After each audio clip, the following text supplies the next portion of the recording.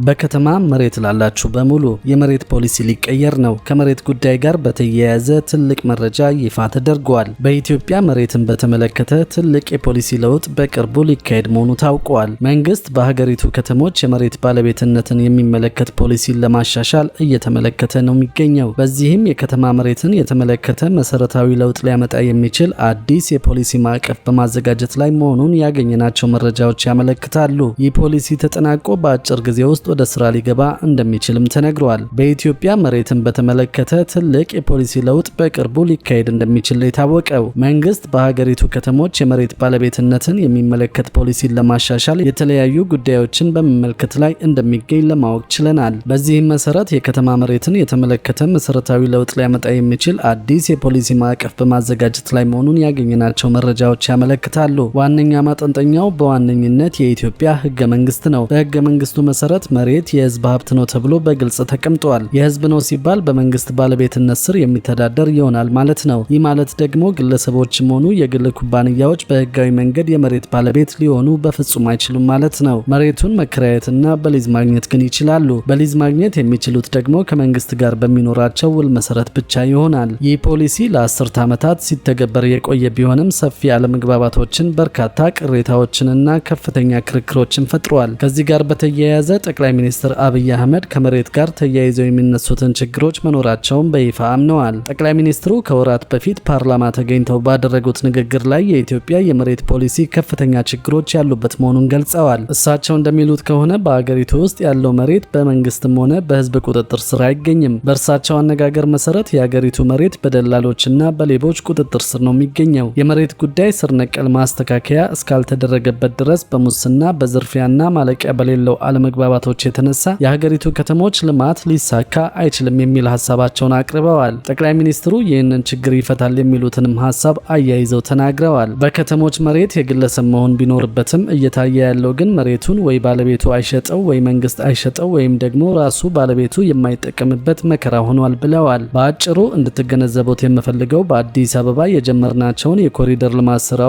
እንደ መንግስት በፈለግነው ልክ መስራት አልቻለም ብለዋል። በመሆኑም የመንግስት መሬት፣ የጋራ መሬት፣ የመንግስትና የህዝብ መሬት እንዲሁም የግለሰቦች መሬት የሚባል መኖር አለበት ብለዋል። ይህንን ለይቶና አርሶ አደሩን እንዳይጎዳ ተደርጎ ፖሊሲ ሊቀረጽ እንደሚገባውም ነው ጨምረው የገለጹት። ይህ ካልሆነ ግን አርሶ አደር የማያዝበትና አንድ ከንቲባ እየተነሳ በሚያዝበት አካሄድ ጊዜ መባከን የለበትም ሲሉ አስረድተዋል። በዚህ ምክንያትም ቢያንስ በከተሞች የግል መሬት ባለቤትነት መታወቅ እንዳለበት ነው ጠቅላይ ሚኒስትሩ ያሳሰቡት። ያቀረቡት መከራከሪያ እጅግ ቀላል የሚባል ነው። መንግስት መሬቱን ካልተጠቀመ ህዝቡም ሊጠቀምበት ካልቻለ የልማት ፕሮጀክቶች በሚፈለገው ልክ ተጀምረው ሊጠናቀቁ አይችሉም። ይህ የማይሳካ ከሆነ ባለሀብቶች፣ አልሚዎችና ሌላውም ዜጋ ቤቱንና የንግድ ተቋሙን ለመገንባት ወይም ለማስፋፋት ሲፈልግ በርካታ ችግሮች ይገጥመዋል የሚል ነው። አሁን መንግስት ያነሳው አዲስ የከተማ መሬት ፖሊሲ ጉዳይ የከተማ መሬትን ወደ ግለሰብ ባለቤትነት ለማዘዋወር የሚያስችል ዓላማ ያለው ነው። ይህ ማለትም ግለሰቦች በከተሞች ውስጥ በህጋዊ መንገድ መሬት እንዲኖራቸው ይፈቅዳል ማለት ነው። ግለሰቦች ከመንግስት በሊዝ ውል መሬት የሚያገኙበትን አሰራርም ይቀይረዋል ተብሎ ነው የሚጠበቀው። የመሬት ፖሊሲው ከጸደቀ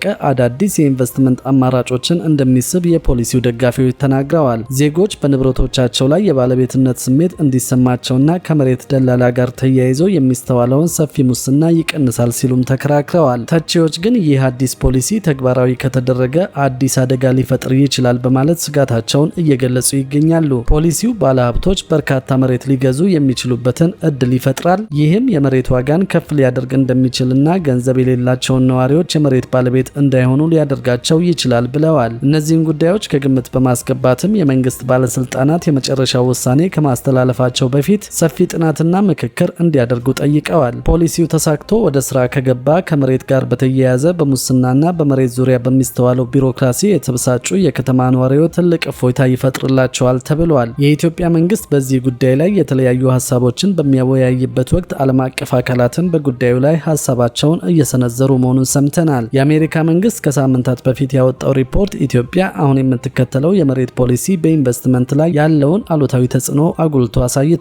እንደ ሪፖርቱ ከሆነ በቅርብ ጊዜ በተከናወኑ የኮሪደር ልማት ፕሮጀክቶች በሺዎች የሚቆጠሩ ነዋሪዎችና የንግድ ድርጅቶች ከቦታቸው እንዲፈናቀሉ ሆነዋል። በትንንሽ አንዳንድ ጊዜም ያለምንም ማስጠንቀቂያ ወይም ደግሞ ያለምንም ካሳ ሳይፈጸምበት መፍረሱን ነው በሪፖርቱ የተገለጸው። ይህም አለመረጋጋትን መፍጠሩን የባለሀብቶች ባለሀብቶችን እምነት መቀነሱንና የአዳዲስ ፕሮጀክቶችን ፍላጎት መገደቡን የአሜሪካ መንግስት አስታውቋል። ሪፖርቱ በመቀጠል የኢትዮጵያ ህገ መንግስት ባለሀብቶች ሙሉ በሙሉ የመሬት ባለቤት እንዳይሆኑ የሚከለክል መሆኑን ጠቁመዋል። ይልቁንም ባለሀብቶች መሬት ከመንግስት በሊዝ ብቻ ማግኘት ይችላሉ ሲል አሰራሩ ላይ ያለውን ክፍተት አሳይተዋል። ይህ አሰራር ባለስልጣናት ለህዝብ ጥቅም መሬቱን መልሰው እንዲወስዱ በር የሚከፍትላቸው ነው ሲል ያለውን ችግርም አስቀምጠዋል። ካልሆነ ደግሞ መንግስት ከባለሀብቶቹ ጋር የገባውን የሊዝ ስምምነት እንዲሰርዝ እንደሚፈቅድለትም ነው በዚህ ሪፖርቱ ላይ ተጠቀሰው። ከባለሀብቶች አንጻር ከታየ ፖሊሲው የረዥም ጊዜ እቅድ እንዳይኖራቸው የሚገድብና ተረጋግተው እንዳይሰሩ የሚያደርግ እንደሆነ አስታውቀዋል። የአሜሪካ ሪፖርት እንዳመለከተው ከሆነ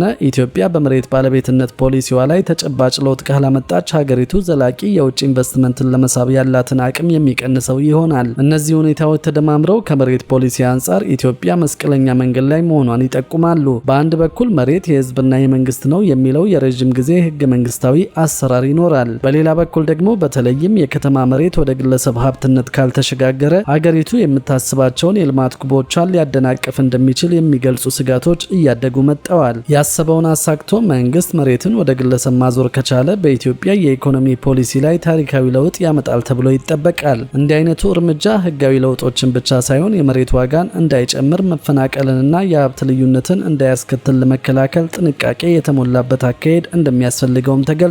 እስከዛው ድረስ ግን የኢትዮጵያ የመሬት ፖሊሲ ለዜጎቿም ሆነ ከውጭ የሚመጡ ባለሀብቶች ወሳኝ ጉዳይ ሆኖ እንደሚቀጥል ይጠበቃል።